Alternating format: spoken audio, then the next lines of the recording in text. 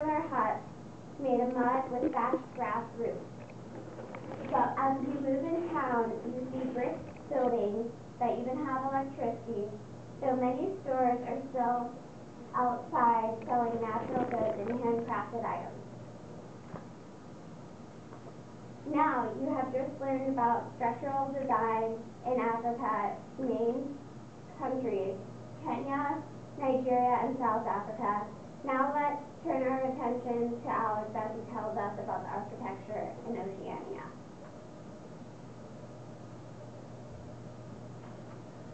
Culture in Australia influenced houses that were built, which contributed to the large centralized population.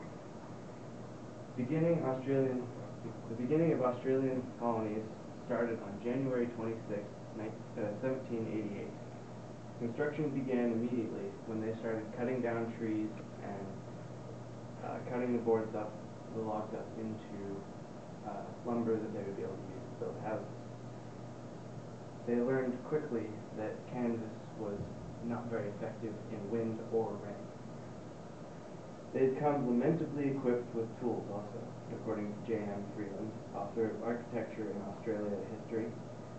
Their tools immediately started breaking because of the hardwood, and they started bending, so they had to send for new tools, which took 2 years because they had to send home for them and then get ships to sell back. And in the meantime, they forged their own tools out of parts from their other ships that they had, using metal from cannons and anchors and various other things. The arts and crafts movement later influenced architecture in Australia to adapt to land conditions and culture, as described in the Culture and Creation section of the Australian government's website. This style caught on in the late 1800s. People started building houses with strong lines and some subtle Gothic touches with a high level of attention to detail, also stated on the website. Some examples of these houses are the All Saints Church of Tamworth, which you can see here. And they've got really high pointed peaks like Vivian was talking about earlier. And there's also the Maryborough Town Hall. Here you can see the very intricate frames of the Church of Tamworth. And it's Maryborough Hall. This is a more modern picture of it. This is several years after it was built. And both of these are in Queensland, which is one of the colonies in Australia. Structures are built with local materials, and they imported convicts from Great Britain. Their original colony was comprised of convicts primarily, and they're using them for labor. In the article Culture and Creation, many of the first buildings in Australia were constructions associated with the immediate needs of the colony. Point Pure, a prison designed by a convict who was himself an architect, he designed the building, he helped in building it, and he ended up living in it himself. Otherwise, the people lived in shacks or sheds, and those were made of the local woods that they were cutting down initially. And they cut them by adding pit sawing, as there's in architecture in Australia history. Pit sawing is where you roll a log that they cut down. Pit sawing is where you have a log that they cut down and they roll it over a pit, and they have one person that's down under it, and they have a large saw, as you can see here, and the person on top pulls it up, and the person on the bottom pulls it down, and they get covered in sawdust. And the person on the top is generally the more skilled person.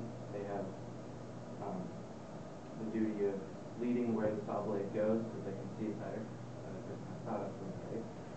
And they're known as the top-notcher, which is actually where the phrase top-notch comes from.